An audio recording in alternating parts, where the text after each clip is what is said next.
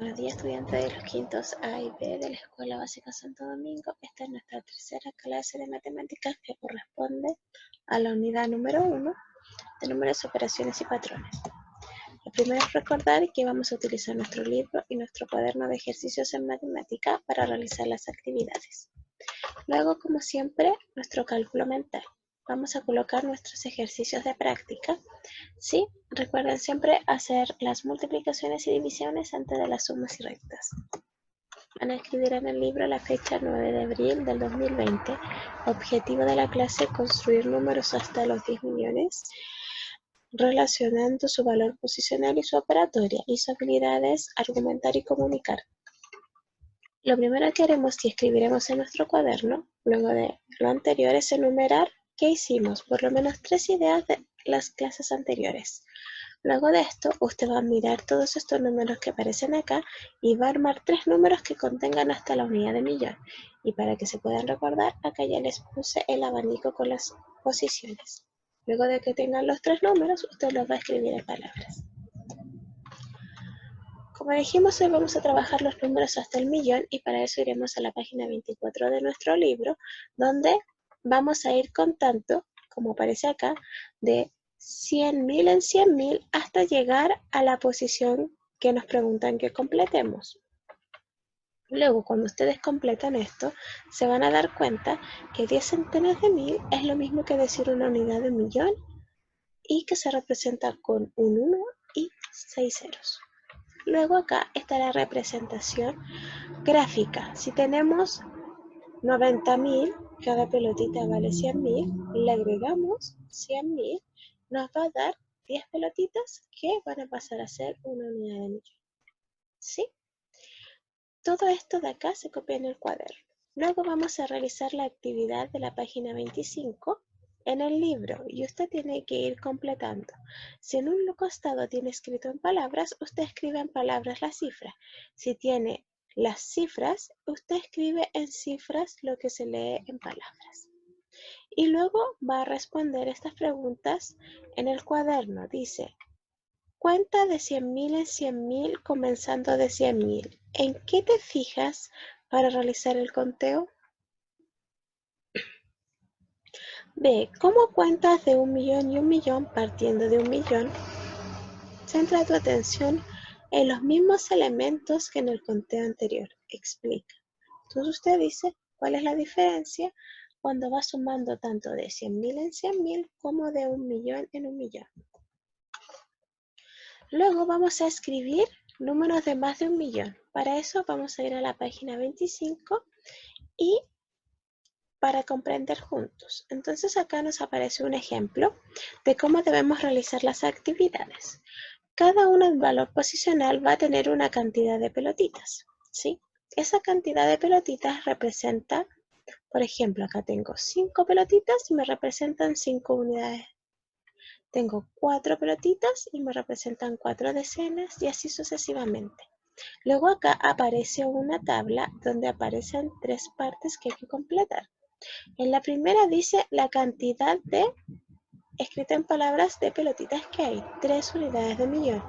Luego está representado esas 3 unidades de millón en cifras, que son 3 millones. Y después está escrito en palabras. Entonces, cuando yo junto todos los números, me da que las cifras son 3.567.045. Y se escribe en palabras. Entonces, tal como se aparece acá, vamos a realizar las actividades que aparecen en la página 26 y 27 de nuestro libro. Entonces acá, ustedes tienen los valores posicionales escritos y tienen que completar con la cantidad de pelotitas que aparecen en la tabla de valor posicional que está arriba. Luego que saben la cantidad de pelotitas, usted va a escribirlo en cifras numéricas y después en palabras. Va a armar el número y posteriormente lo va a escribir en palabras. Acá nos pide que creemos el número contando las bolitas y después de tener el número lo escribamos en palabras. Lo mismo en la letra C. ¿Cómo se lee estos números? Acá nos explican y nos dicen que se separan en 3 secciones. Una sección son las de millón. Entonces, cuando llegamos al valor posicional de millón, uno escribe 5 millones. Cuando pasamos al otro sector, debemos agregar el 1000. Tenemos 824.000. Y luego escribimos los números de acuerdo a su valor posicional. Entonces, el número que juntamos y formamos aquí es el 5.824.428. Se lee así y se escribe así. ¿Ya? Después dice, ¿cómo se lee el número 6.035.350? Y usted verifique si eso está bien escrito. Ahora vamos a practicar en la página 27 y 28 de nuestro libro.